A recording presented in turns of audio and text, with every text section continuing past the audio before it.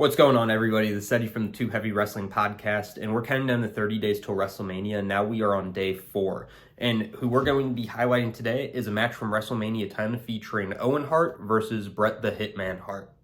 Let's go all the way back to Survivor Series 1993, where the Hart family ended up fighting Shawn Michaels' team. And actually, the only person eliminated in the match from the Hart family was Owen Hart. This ended up having some animosity against Bret and Owen, and it seemed like that their frustrations were tending to build up. And going into the Royal Rumble, they actually would have a tag team matchup against the Quebecers, which they ended up losing. Owen Hart absolutely obliterated Bret Hart after the match. This was a result of Owen being in Bret Hart's shadow for so many months, years even, and Owen Hart had had enough and wanted to finally break out into the spotlight. Therefore, leading up to their matchup at WrestleMania, where the two would have an instant classic.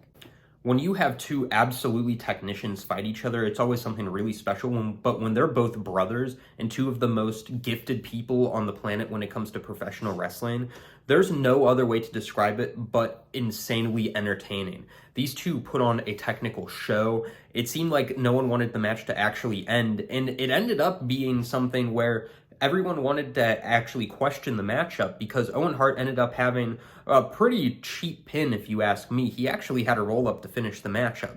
But what that would lead to is something even greater for Bret the Hitman Hart. Now, this was a part of a tournament, and because Bret Hart had won the 1994 Royal Rumble after getting obliterated by Owen Hart, Bret Hart would actually end up going to fight Yokozuna later that night because being a Royal Rumble winner, that is what you get to do. Now, Yokozuna had already fought Lex Luger, and Lex Luger got screwed out of the title by shady officiating by Mr. Perfect, and then when Bret Hart had to fight Yokozuna, everyone didn't know what to expect, and actually looking at the matchup, Bret Hart was bound to lose because of his loss previously in the night. Bret Hart would end up beating the bigger Yokozuna, and Bret Hart had one of the biggest title matches in his life that night and had an instant classic previously in the night. Now, that is completely crazy, and this matchup did elevate both Bret Hart and Owen Hart's careers. Now, Owen Hart would be in the bigger spotlight because of what happened between him and Bret Hart in that feud, and he would end up joining Camp Cornette with Yokozuna, and the both of them would end up winning tag team titles together.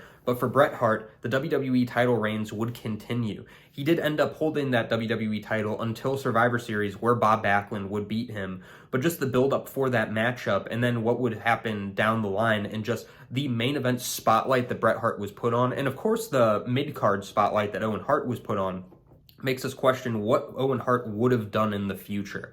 And that's just something really big. If Owen Hart was still continuing to wrestle, an unfortunate tragedy that happened in 1999 where he did pass away, I feel like we could have seen an eventual WWE title run with him. That match at WrestleMania 10 ended up elevating both of their careers more than anything could have happened and showed the technical wizardry that both Bret and Owen could have had together. And that is just day 4 of 30 days till WrestleMania. Please let me know what you thought of the WrestleMania 10 match between Bret and Owen, and we can't wait to see you for day 5.